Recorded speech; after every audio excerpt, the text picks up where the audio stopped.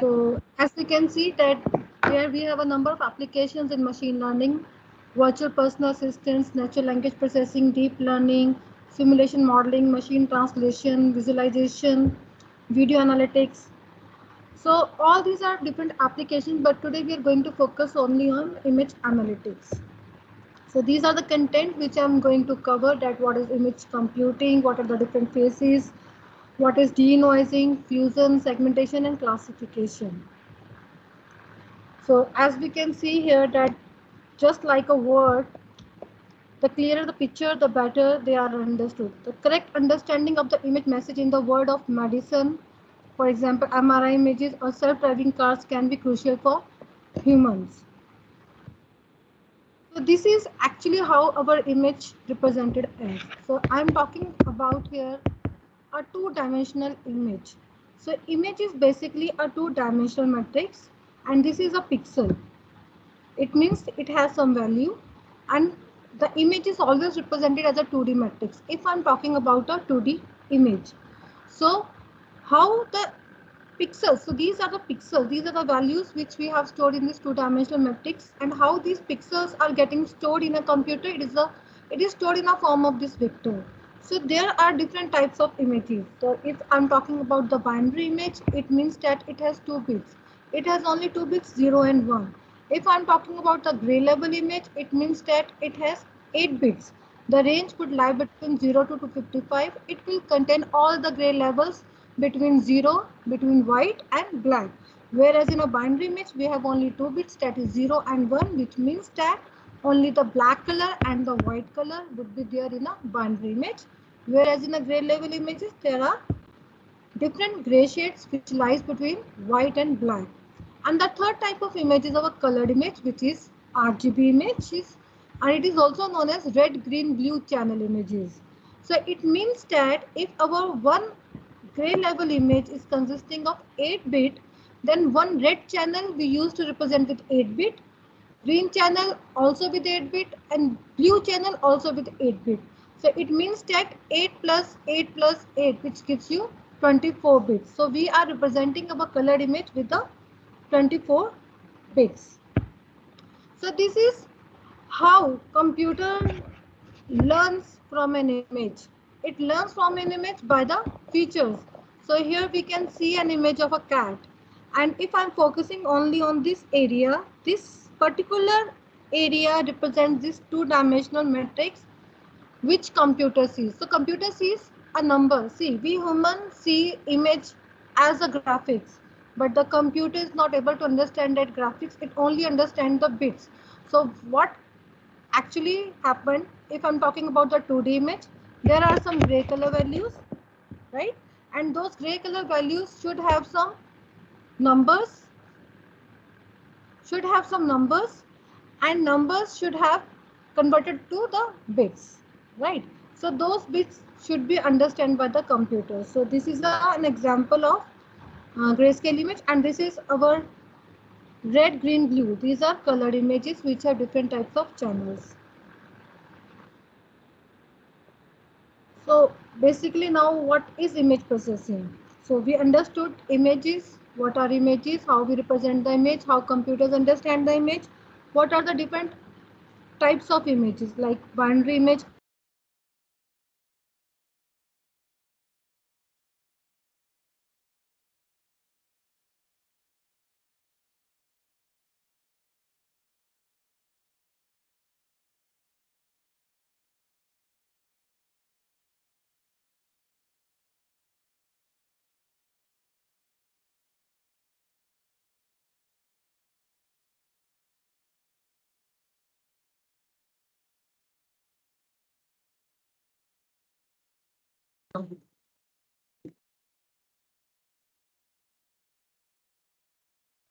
Deepika ma'am, I'm sorry, but then I think you are stuck. You have a net problem there. Does it make sense?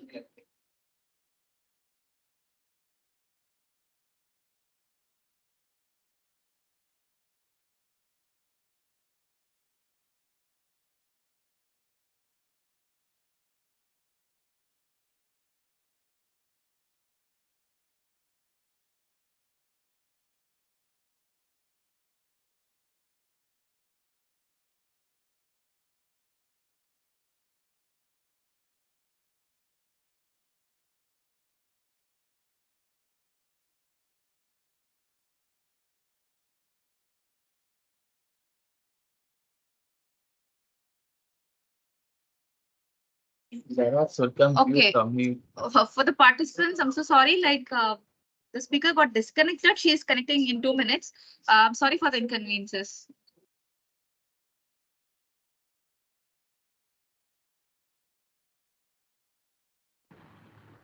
Yeah, sorry, participants, there's some issue with my network.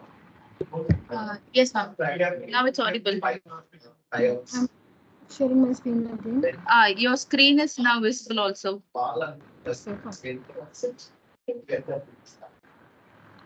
Okay, so I was telling that we have understood that what are images, what are different types of images. Now the operations which we are going to perform on an image is the image processing. So why we are performing operations on image? To improve the digital transformations which we have stored, to make the work with images automated, and to make the image more optimized, leading to efficient storage and transmission. So pattern recognition is a part of image processing that involves artificial intelligence and machine learning. Image processing is used to find out various patterns in images, and pattern recognition is used for handwriting analysis, image recognition, computer-aided medical diagnosis, and much more. So next we have a computer vision. So computer vision, one of the most interesting and useful application of image processing. So it is used to make the computer see, identify things, and process the whole environment as a whole.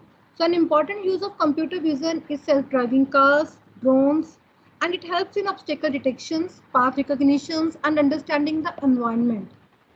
So this is a basic difference between image processing and computer vision. So now we have a different types of machine learning frameworks and image processing platforms.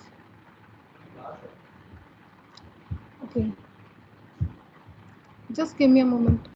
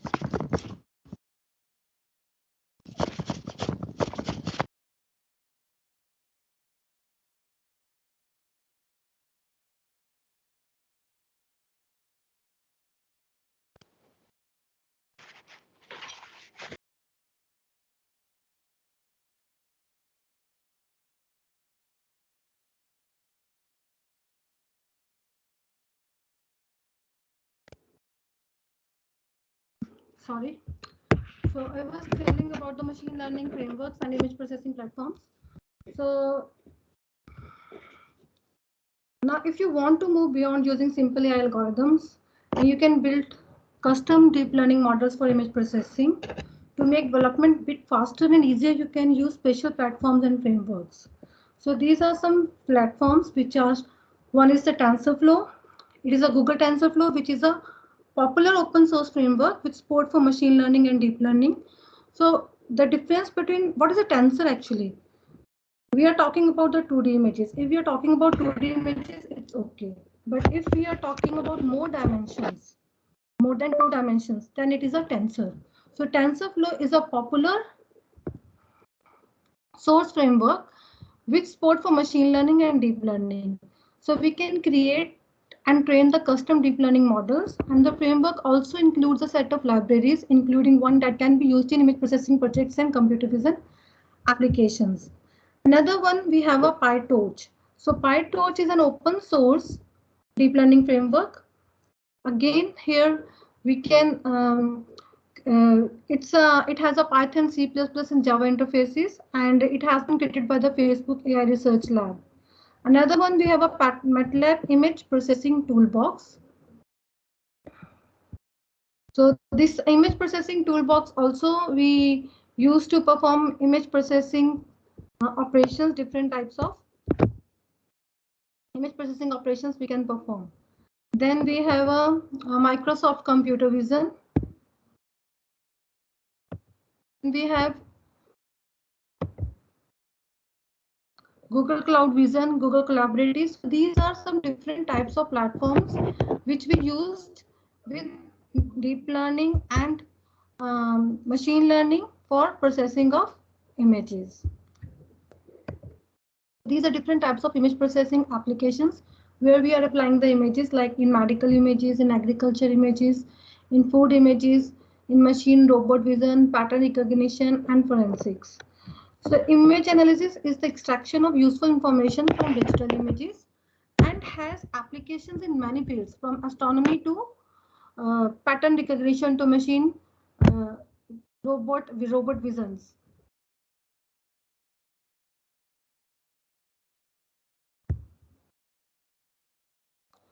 So these are different tools for image processing which are very popular and we are using it daily basis.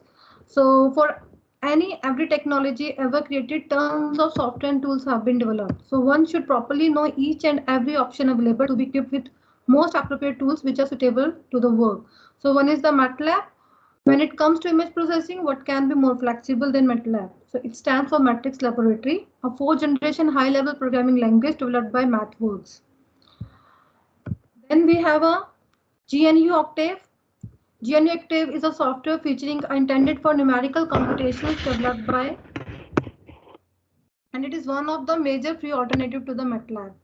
So see, our MATLAB is a licensed one, whereas GNU Octave is not a licensed one. Then we have a OpenCV. It is an open source library of programming functions mainly aimed at real-time computer vision. It is written in C++. And the name is acronym for Open Source Computer Vision. Then we have a Ski-Learn. So this is one of the most popular library which is using by every image processing expert for image processing. Then we have a Skylab.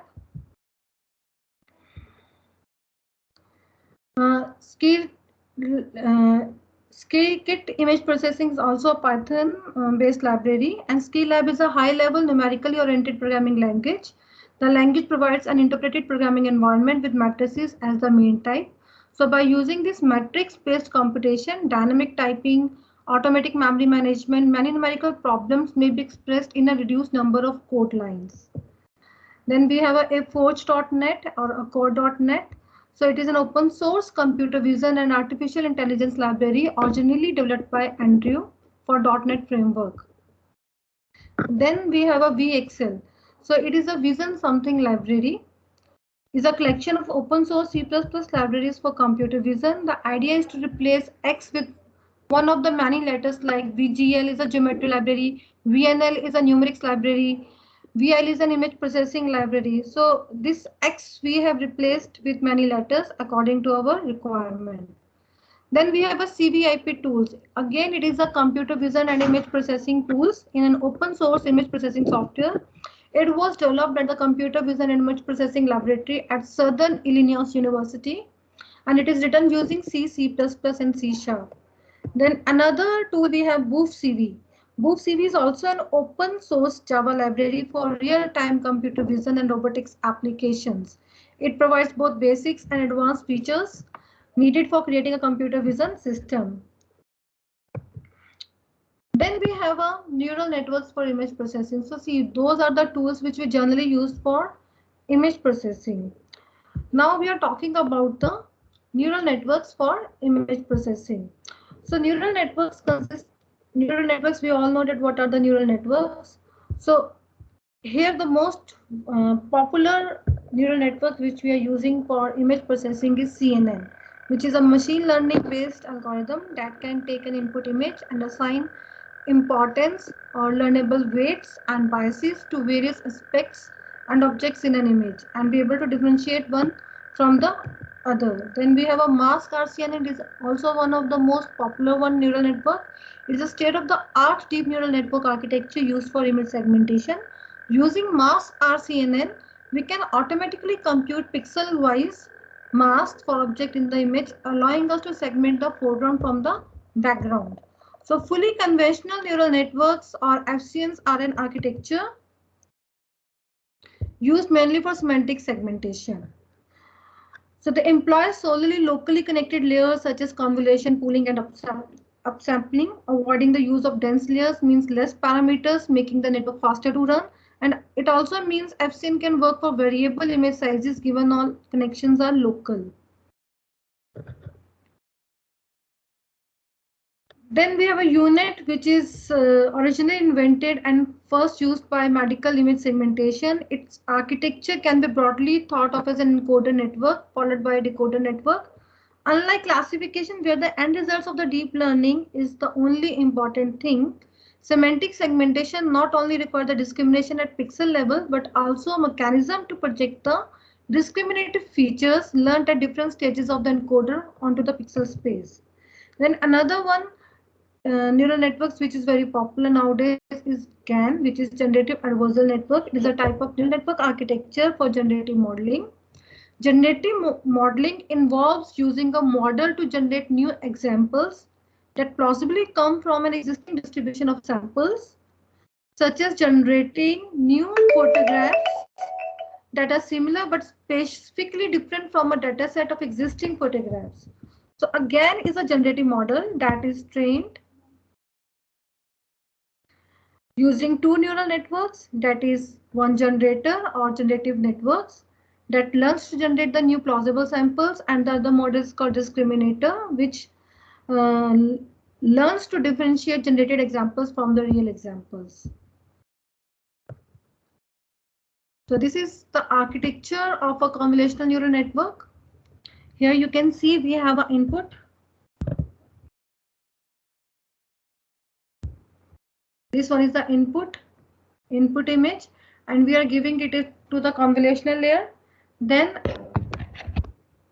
we are giving it further into the another convolutional layer, then fully connected layer, and then output layer. So this is the basic architecture of a CNN. Basically in CNN we have a 4 steps. One is convolution, then we have a max pooling, then we have flattening, and then we have a fully connected layers. So let's understand it, that what is convolution. So here we have an image and this is our filter, and what we are doing here, we are convolving over this filter over this image so that we can convolve the filter with an image. So here you can see that here we have an image and here we have a filter. This one is a filter 3 by 3 size, and this is our image, and we are convolving this filter. We are calculating the sum of product by convolving this filter over an image, and we will get this new feature map. So when after convolving this image with this filter, we will get this feature map, we will get a new value. So let's understand with this figure, you will be having more clarity that how it works. So this is a filter. We are convolving this filter over an image, and we are sliding this filter one by one column, and the new output we are getting here. So this is a convolution. So this is another view of a convolution where we are convolving the filter over an image. So I hope it gives a better idea that how the filter is convolving with an image. So once we convolve the filter with an image, we will get this convolutional layer, which is also known as feature maps. We create many feature maps to obtain the first convolutional layer. So after getting this convolutional layer, we are using the activation function to decrease the linearity in the image, because the image originally is non-linear. So after the convolutional and this activation function applied, the next step is the pooling. And here generally there are two types of pooling, max pooling and average pooling. Pooling layer is another building block of a CNN. Its function is to progressively reduce the spatial size of the representation to reduce the amount of parameters and computation in the network. So pooling layer operates on each feature map independently. So the most common approach used in pooling is the max pooling. So you can see here that, as I told you, that we have two types of poolings, average pooling and max pooling. So once we apply the average pooling on this image, once we applied, so we can see here that 1 3 1 3. So what would be the average? So average would be 2. So we have replaced this value with 2. 2, 4, 2, 4. So what would be the average? It would be 3. So this output would be 3. So if I'm applying the max pooling, 1, 3, 1, 3, the maximum number is 3. So I get the 3. So 2, 4, 2, 4, so 4. So once we apply this average pooling and max pooling, what output we are getting, you can see here that on applying the max pooling, we get the sharpest feature here. But once we have applied the average pooling, we can get the blurred image. So this is a benefit of applying the pooling. So once we applied the pooling, we will get the pooling layer after the convolutional layer. So after convolutional layer, we applied the flattening. So this here we're converting the data into the one-dimensional array for inputting it to the next layer. So this is our pool feature map. We flatten the output of the convolutional layer to create a single long feature vector, and it is connected to the final classification model, which is called a fully connected layer. So we can see here in this complete figure that after applying flattening, what happened. So we will get this fully connected layers, and this is a complete CNN in a one view, the steps which I have discussed with you. So now we have a different types of CNN architectures. We can see here that in 1998 we have a LANet, then 2012 we have AlexNet, then 2013 we have ZFNet, 2014 we have GoogleNet, then 2014 again we have BGGNet, and 2015 we have a ResNet 152. So these are developed by these persons and the places and top 5 error rates and number of parameters required for these CNN architectures. So we have a number of architectures.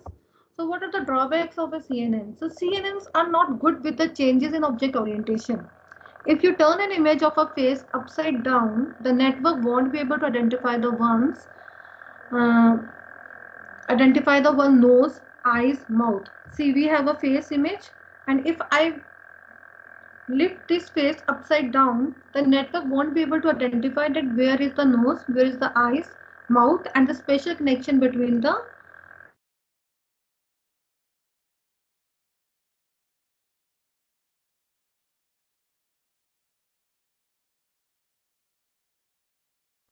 features. So if you see location of the items, the CNN network will identify the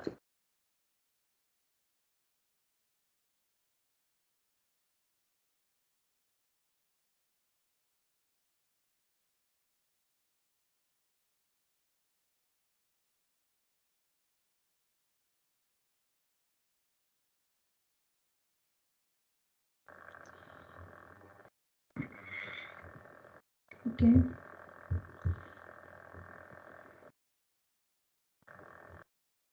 Yeah. So once we upside down the face, your CNN will not able to identify the face. But if we change the switch, if we switch the location of the eyes and nose, the CNN architecture will identify the face, although that is not a real face. So CNN can learn statistical patterns in images, but they can't learn what makes something look like a face. So CNN lose information in the pooling layers. When performing pooling, CNN tend to lose information that is useful for performing tasks such as object detection and image segmentation. So when the pooling layer loses necessary spatial information about location, rotation, scale, and different positional characteristics of the object, the task of object segmentation and detection becomes challenging. So this is a challenge which we are facing with the CNN. So today CNN architects can reconstruct the positional information via advanced techniques like capsule networks we have. So here what we do, these techniques are not entirely accurate and reconstruction is an involved process. So an additional issue with the pooling is that if the position of the object is slightly altered, the activation doesn't change with its proportion. So the result is accurate in relation to image classification. However, it can make it hard to precisely locate an object in an image. So capsule networks work by implementing group of neurons. So here this problem has been solved by the capsule networks, which is implemented by the group of neurons that encode the spatial information as well as the likelihood of an object existing in an image. So length of the capsule vector is the likelihood that the feature is present in the image, and the direction of the vector corresponds with its pose information. So CAPSNets can address the Picasso problem in image recognition. Images that show the right component, but they are not in the right spatial relationship. As I told you that if we switch the eyes with the nose, okay, if in a face, the location of the eyes and ears are swapped. So traditional CNN can only identify a cat face based on the similar cat face detector stored within the training dataset with similar size and orientation as the feature of the cat face are kept in location inside the pixel frame. It may have a picture of a cat face where the nose is around pixels 60-60, the mouth is around 60-30, and the eyes around 30-80-80. So it can only identify images that have similar features in similar locations. So the problem of CNN has been solved by the capsule networks. Then comes the hyperparameter tuning. So this is one of the most important thing when we talk about the neural networks, that what is hyperparameter tuning, and without it, if we are not properly tuned our hyperparameters, most likely we are not getting the accurate results. So the first hyperparameter is the learning rate. The learning rate controls how much the weight of the network are adjusted with respect to the loss gradient. The lower the value is, the slower the algorithm traverses the downward slope. So this helps to avoid missing the local minima. But on the downside, it takes a long time to converge and arrive at the best accuracy of the model. Another parameter which we generally took is the batch size. The batch size defines the number of training instances that are propagated through the neural networks. Then we have a momentum. It is a popular extension of backpropagation that helps to prevent the network from falling into the local minima. This technique adds a fraction of the previous weight update to the current weight. So when the gradient keeps pointing in the same direction, this increases the size of the steps taken towards the minimum. So when the gradient keeps changing the direction, momentum will smooth out the variations. Then we have the weight updates. Although this is an easy to implement, DL models usually employ stochastic gradient descent in the training phase. Although this is an easy implement approach, it is difficult to tune and parallelize, making it challenging to debug and scale up the deep learning networks. The last one is the stopping criteria. There are different ways to determine the number of epochs employed to train the algorithm. If training and validation errors are high, the system is probably underfitting and the number of epochs can be increased. So early stopping is a form of a regularization used to avoid the overfitting, and it updates the network so as to make it better fit the training data with each iteration, improving also the model performance on the validation dataset. So these are the other parameters which is related to the model architecture. We have a depth and width, initial weights and dropout. Dip, the hyperparameters refers to the number of hidden layers, that is depth, and the number of hidden units, that is the width of the network. So there is no analytical approach to setting these two parameters, and choosing the best configuration for a task is sometimes a matter of trial and error. So whereas shallow neural networks or within a single hidden layer can in theory approximate any function. Initial weights assigned to the weights of the network play an important role in finding the global minima. And dropout is a regularization technique used in neural networks to prevent overfitting. So the core of this approach is to randomly select the neurons that will be ignored during the training process. Their contribution to the activation neuron in the next layer is temporarily removed on the forward pass, and weight updates are not applied to the neurons on the backward pass. So these are the hyperparameters which one should know before applying any neural networks on an images. So the main challenges of applying AI to cancer diagnosis generally we have is that lack of data, imbalanced data, issues of data access and integrity, and the black box problem. So if we have a less data, we apply the augmentation so that we can generate the more data. And if we have a black box problem, what is a black box problem actually? See, in the last few years, there has been a lot of fuss about how to explain the machine learning predictions. Methods and techniques have been developed at an incredible pace in the 5 years. So much that now there is an entire field about it. So explainable AI, or we can say explainable machine learning, The basic goal of XAI is to describe in details how machine learning models produce their prediction. Since it is of much help for different regions, the most important are data scientists who build the model may benefit from understanding how it behaves. So they may modify the parameters accordingly to improve the model accuracy and fix the prediction bugs. In many fields, there exists a regulator which should validate the model before it possible to use in the production. See, so this you can see in this figure, we have a machine learning system. Here we have applied the model and just give the answer cat. But how it is giving the cat? What is the explanation? So unless until we are having the explanation that why it is a cat, if it's tell us that it has a fur, whiskers, claws, it has these features, then this is excellent explanation. Let me give you another example. Suppose we are grading the students. So the students can ask us that how you have graded me, how you have given me marks. So I will explain them that this is for your quiz marks, this is for your internal marks, this is for your assignment sheet, this is for your unit test, this is for your final exam. So this is the explanation which I'm giving to the student, that how I have given the marks. So similarly, when machine learning is giving us a decision that this is a cat or this is a dog, right? But how it is giving us a decision. So once we are using those models, explainable models, to explain the things, then it comes the explainable machine learning and it handles the problem of a black box. So right now, this machine learning system is acting as a black box. We don't know how it has given the decision. But once we are using the proper SHAP algorithms or LIME algorithms and explainable algorithms to explain, then it is clear that how this answer has been come. So this is image augmentation. It is image data generator class in Keras library, which is used for implementing the image augmentation.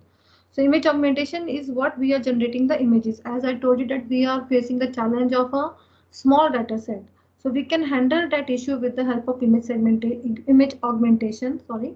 So here we apply the different operations like horizontal flip, crop, median blur, contrast, saturation, gamma. So this will uh, generate more images. This is another example of augmentation for MRI images.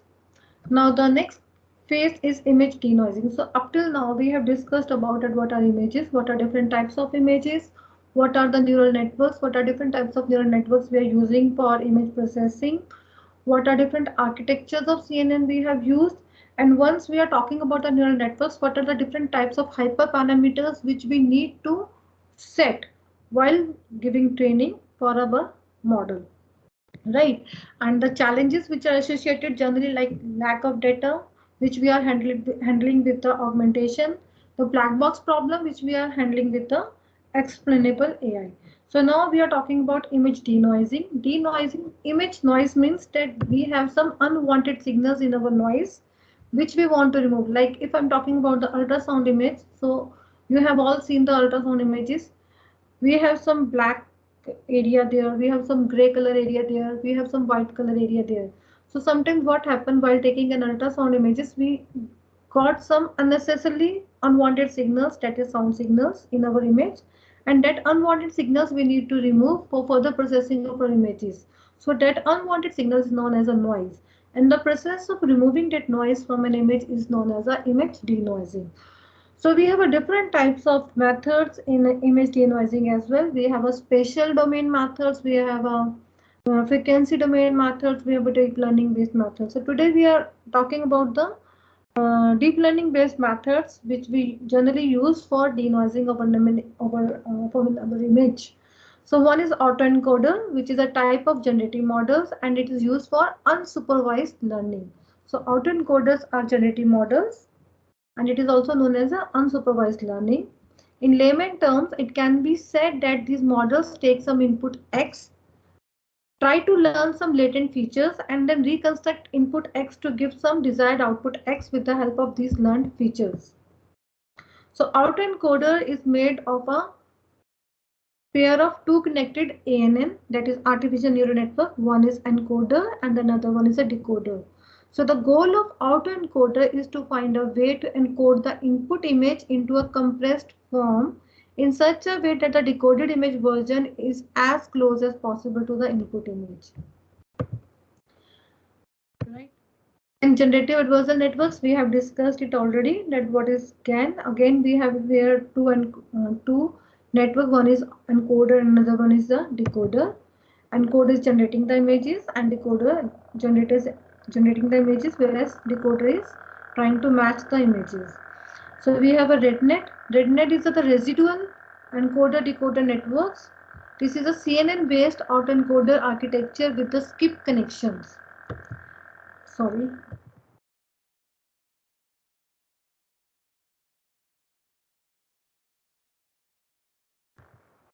Another one, we have a multi-level wavelet CNN. It is a wavelet-based deep learning architecture. Its architecture has a striking similarity with a UNet architecture. Then we have a PRIDNet. It is a pyramidal real imaging denoising networks. This is not a straightforward as we saw that in earlier two networks. PRIDNet has several modules which are divided into three main parts. So different types of evaluation metrics which we use for denoising. There are two types of evaluation. One is subjective, another one is a objective. Subjective evaluation is also known as a qualitative evaluation, where we are looking at an image and we are saying that it's very good, it's poor, it's very poor. So this is a subjective evaluation.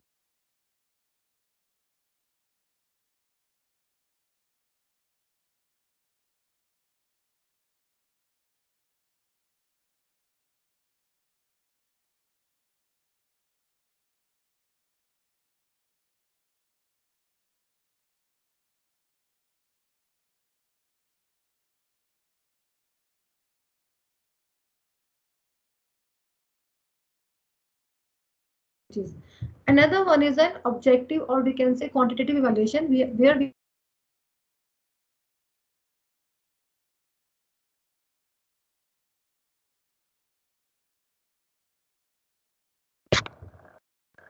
am I audible?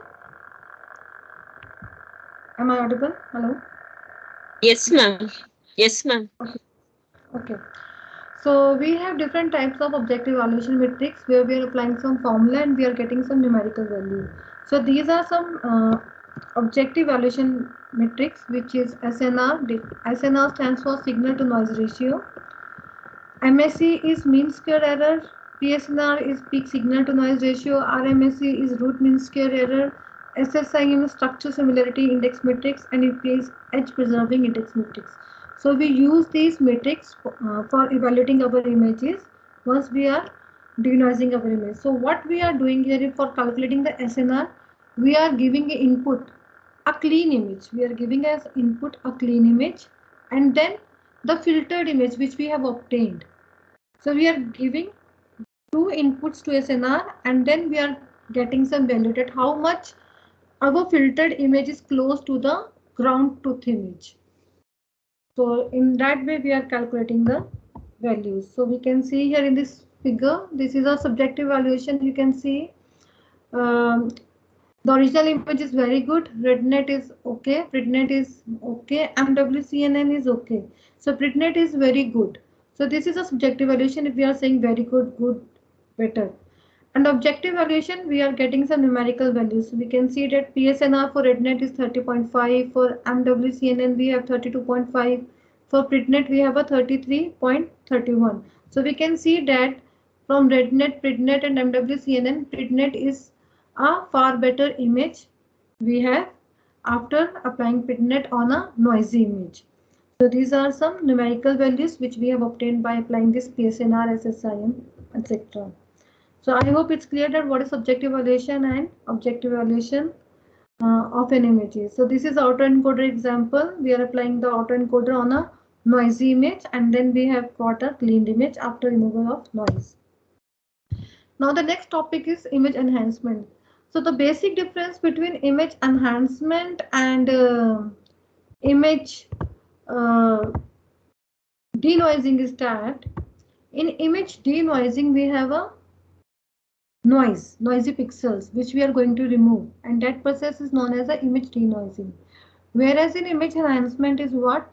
We are improving the quality of image by improving the contrast, brightness, by applying some operations like histogram equalization, contrast stretching. So that is image enhancement. So this is the basic difference between image enhancement and image denoising.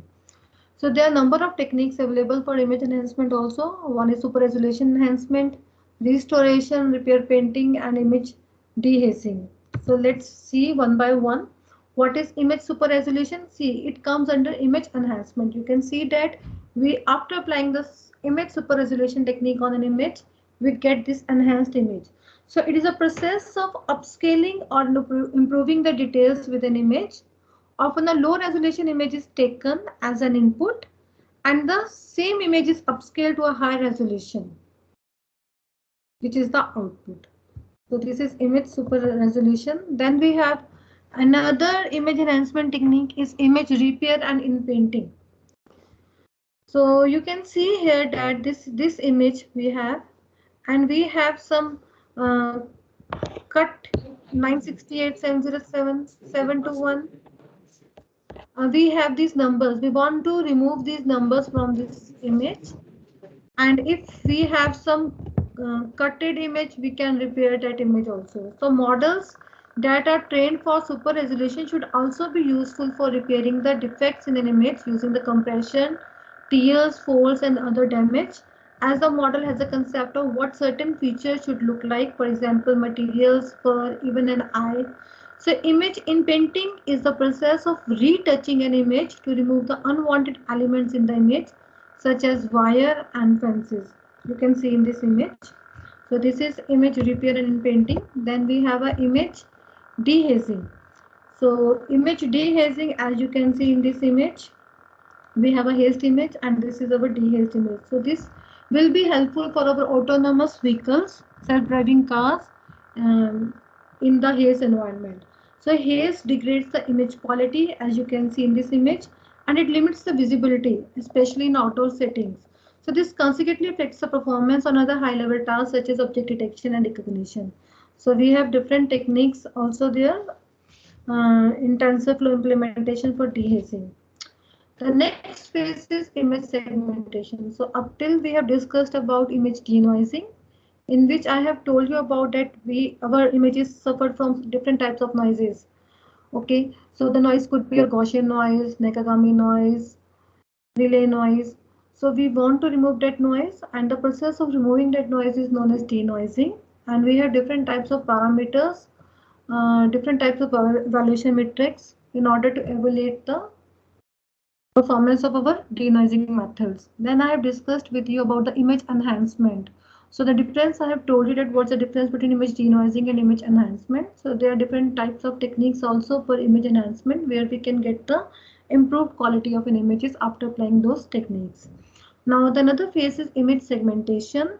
So it has different applications in medical imaging for locating tumors, measuring the tissue volumes, or studying the anatomy, then planning the surgery, or we can say that we are applying the segmentation in self-driving cars for localizing pedestrians, other vehicles, brake or lights, or satellite image interpretations, building road, forest, rivers, etc. So we have a lot of techniques for image segmentation also. Number of techniques I have already discussed. So this is an overview of techniques which generally we are using for image segmentation based on deep learning. So you can see here that we have a in 2014 we have CNN plus CRF, then FCN VGG16. Then in 2015 we have a UNet and R segmentation with deep mask. Then 2016 we have instance aware segmentation.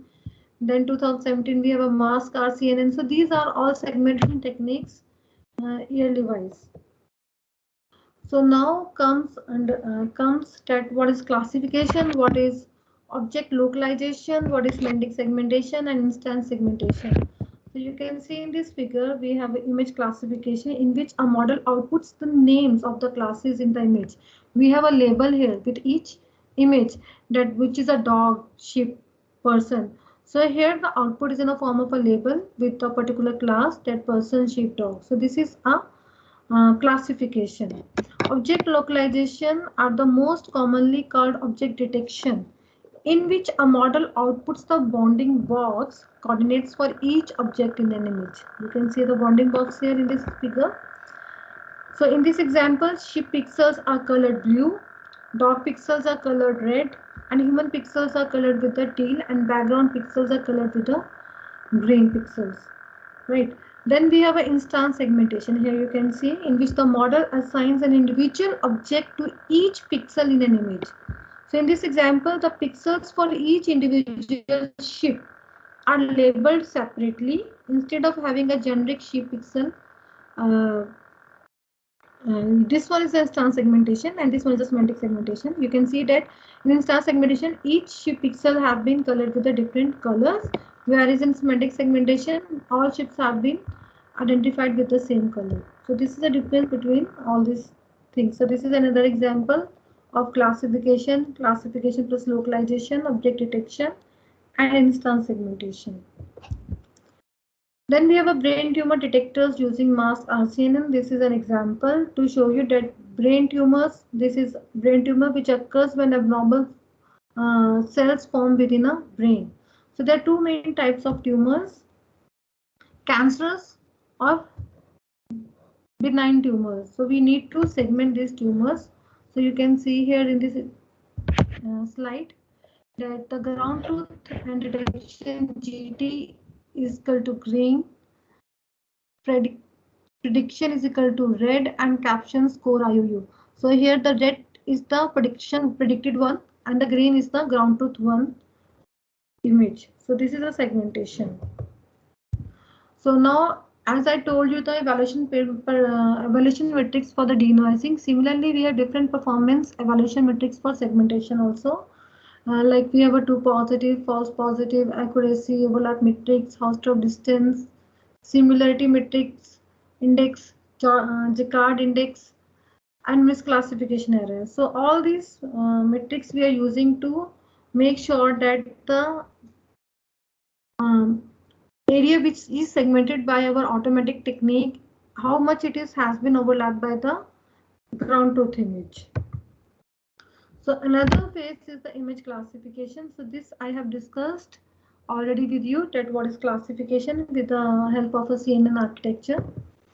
So the different evaluation metrics for classifications we generally use is specificity, sensitivity, ROC curve, and accuracy. So what is specificity?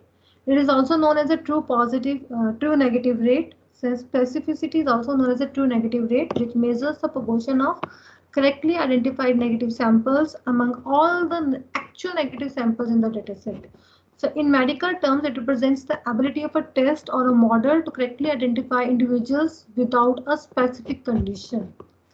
Whereas sensitivity is also known as a true positive rate or recall, which measures the proportion of correctly identified positive samples among all the actual positive samples in the dataset.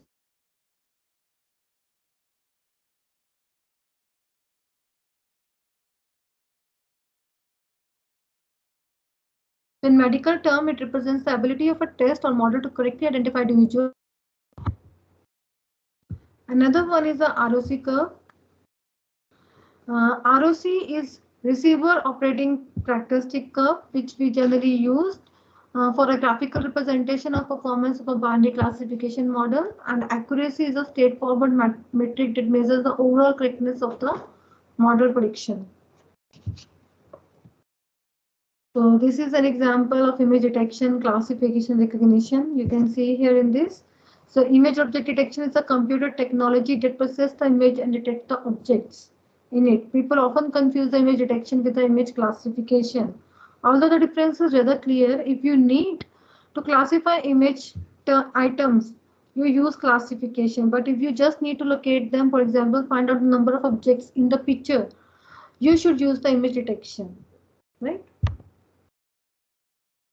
Another is image fusion. So image fusion is where we are taking two images and we are overlapping those two images into a one image. That is the image fusion.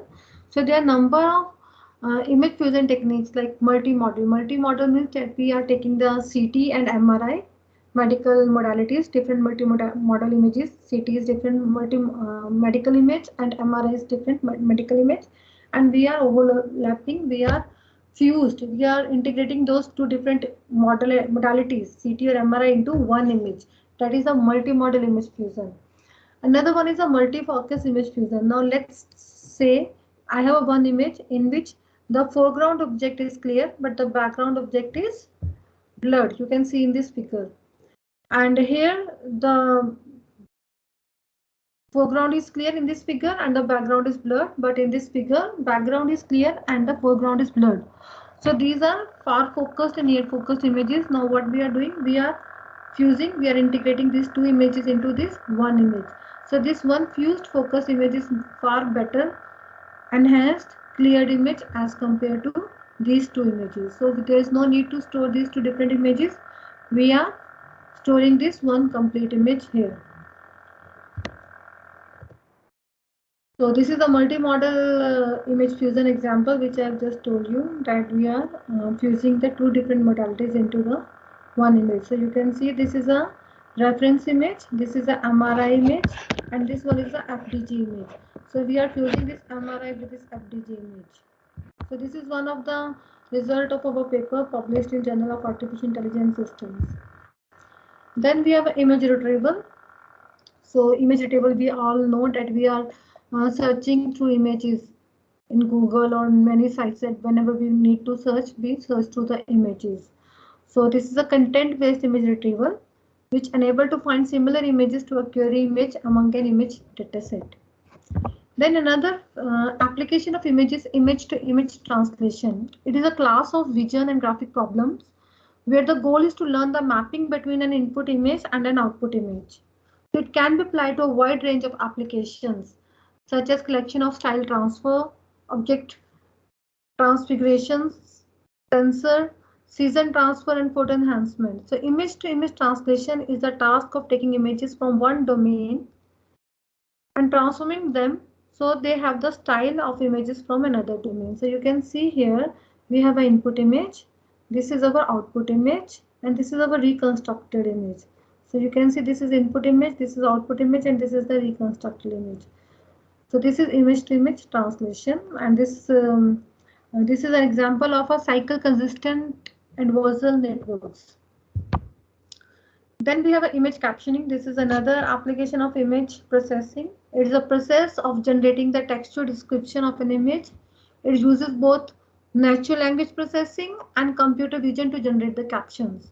So in which we have to pass the image to the model, and the model does some processing and generating captions or descriptions as per its training. So this prediction is sometimes not that much accurate and generates some meaningless sentences. We need very high computational power and a very huge data set for better results. So you can see here that the image captionings are there with the images. Another application is image encryption and steganography. Okay, so the whole idea is very simple. We are going to have a carrier image. So this is our carrier image. And we are going to hide some secret image, which is another image, inside that image and uncover it later. Okay, so you can see here this is the original cover image and this is the secret image which I want to hide. So this cover image is also known as carrier image. So what I do, I'll hide this secret image, which is also an image. I hide this image behind this image, so no one can identify that there is an image behind an image. So this is an image, but this is not a, this is a image behind which we have hidden another image. So this, once we have reconstructed this cover image, we will get this secret image. Okay, so this is image encryption or steganography, where we are hiding some messages or some images behind some another image. Then image forgery detection is another example. With the advent of social networking services such as Facebook or Instagram or WhatsApp, there has been a huge increase in the volume of image data generated in the last decade. So use of image and video processing softwares like GNU, GIMO, Adobe Photoshop to create doctored images and videos is a major concern for internet companies like Facebook. So these images are prime sources of fake news and are often used in malevolent ways such as the mob incitement. So before actions can be taken on basis of questionable image, we must verify its authenticity. So there are a number of techniques available or research is going on for this forgery detection. So you can see in this image that here we have a three tanks. Okay, but now in this image we have a 4 tank also. So this image has been posed and we need to identify. So with the help of the image forgery detection techniques, we have identified that this particular object has been posed here. So these are the different techniques available in the research papers also. Then we have a image watermarking and watermark removal and detection techniques. So watermarks are the simple patterns or images or text placed in an image by an editor or producer to demonstrate the ownership. They are often used by stock image aggregators such as Getty Images to ensure that their company is given due credit for the images they collected. So this is a watermark. Then we have another application of images is deep dreaming. So deep dreaming involves the generation of machine hallucinated images. These widely imaginative visuals are generated by a neural network that is actually a series of statistical learning models powered by deceptively simple algorithms that are modeled after evolutionary processes. So this is an example of hallucinated images with deep dreaming.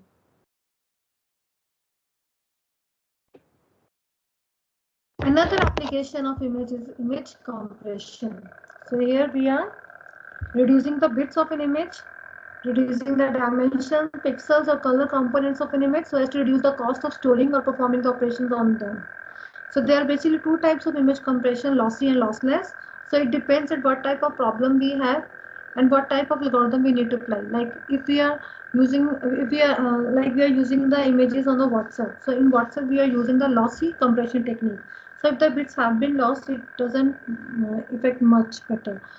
But if we are applying the lossy compression technique on medical images, because we need every bit in medical image in order to know that what type of cancer stage is there. So we need every bit. So if we are applying the lossy technique there, the bits will get lost and it will create a problem for taking decision for radiologists or doctors that what further decision need to be taken.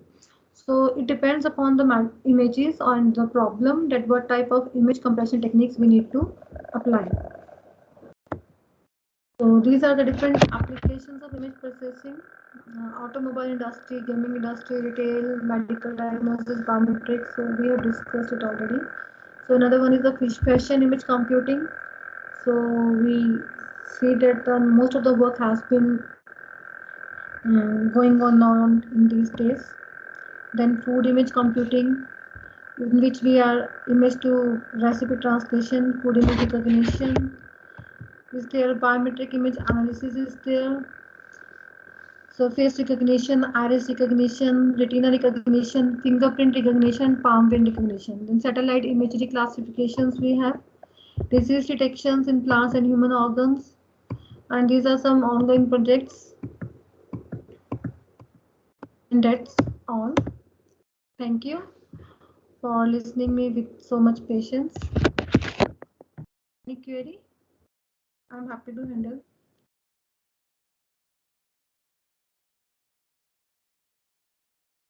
Yeah.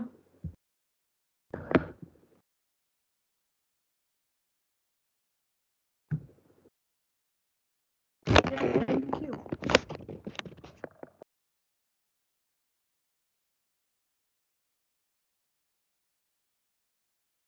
Yes. Sound is coming. Sound is coming.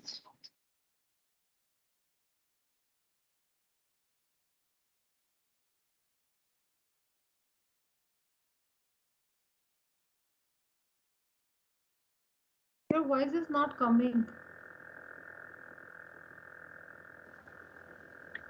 Okay, I was in mute.